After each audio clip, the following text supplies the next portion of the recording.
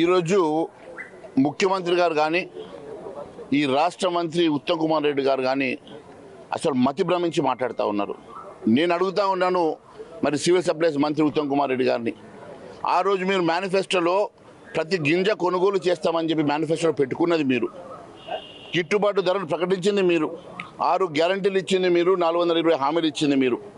ప్రతి సంవత్సరము కొనుగోలు జరిగేటువంటి ఇది ప్రాసెస్ ఇది. మరి ఈ సంవత్సరం ఎందుకోసం అని చెప్పి అంటే కొనుగోలు ఎత్తేయడానికి మీరు దాదాపుగా 3 వారాలు లేటుగా ఈరోజు కొనుగోలు కేంద్రాలు స్టార్ట్ చేసి చివరికి రైతులు ప్యానిక్ చేసి రైతు వర్షాలు వస్తున్నాయని భయానికి ఎంతకంటే అంత ధాన్యం అమ్ముకుంటారన్న ఆలోచనతోటి, లేకుంటే ఈసారి కొనుగోలు తగ్గించాలనే ఉద్దేశంతో మీరు చేసినటువంటి ఒక స్ట్రాటజీ లాగా కనపడతా ఉన్నది. ఇది రైతును పుట్టించుకోవడమే కాదు, ఈరోజు మీరు మోసం చేస్తున్న మాట వాస్తవం కాదా? ఈరోజు దేనికోసం అని చెప్పి ఆ రోజు మీరు మేనిఫెస్టోలో పెట్టి ఈరోజు సడన్గా బ్యాక్అవుట్ చేస్తూ ఉన్నారు. ఖచ్చితంగా రైతు పండించిన ప్రతి గింజ కొనాల్సిందే, మాయిశ్చర్ పేరు మీద చేసేటువంటి దగ ఆపాల్సిందే, వర్షాలకు తడిచిన ధాన్యాన్ని కూడా కొనుగోలు చేయాల్సిందని మేము డిమాండ్ చేస్తాం.